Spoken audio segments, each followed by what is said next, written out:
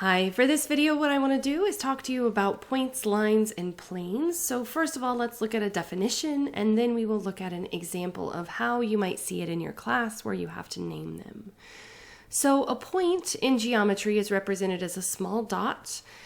Just know that points do not have any length, width, or thickness, so it could be a point that is very large, like a location that you are meeting at, something like that, a point on a map.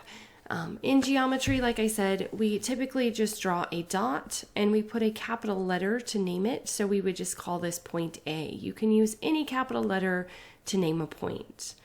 A line is a one-dimensional straight path that passes through at least 2 points that extends in both directions without end and has no width or thickness. To name a line in geometry, you could name it like line AB, AB with a line over it so it has the double arrowhead to denote that it extends in both directions, or you could use a lowercase letter to represent a line. So in this case we used M, and so I could write it as line M. A line is something like on a road. You will see that there are lines that are painted. Technically, they go forever and ever until that road ends, but a line does, in geometry, has no beginning or ending. It continues on in both directions. A plane is a flat surface. It has no thickness or boundaries, and it extends in all directions. So again, in geometry, it has no beginning or end. You can think about a plane like a piece of paper or a wall or a floor. I know all of those have ends, but in the geometric sense, it does continue on and forever and ever in each direction. So to name a plane, you can either use 3 non-linear points, so A, B, C, or you can put in uppercase letter in the corner of the plane to name that plane. Notice that P does not have a dot associated with it, so it is not a point. It is just a way of naming the plane. So let's look at an example. We're going to use this figure over here to name all of the things that are asked of us. So the first one, we're going to name the points in the figure.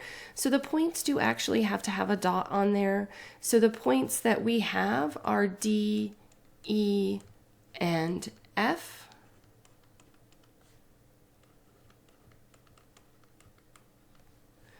Okay. As far as a line goes, the only one that has the line drawn is D and E. So there is a line that is passing through there. You can either write it as line DE, or symbolically, we can draw the double arrowhead over the DE. Okay, and then the last one is to name the plane. So the plane, you can either name it with 3 nonlinear points. So I can say plane DEF, or I can use the letter that's up in the corner that does not have a dot associated with it. So we could also call this plane R. As always, thanks for watching. If you have any questions, please let me know. If there are additional topics that you would like me to cover, please let me know that as well.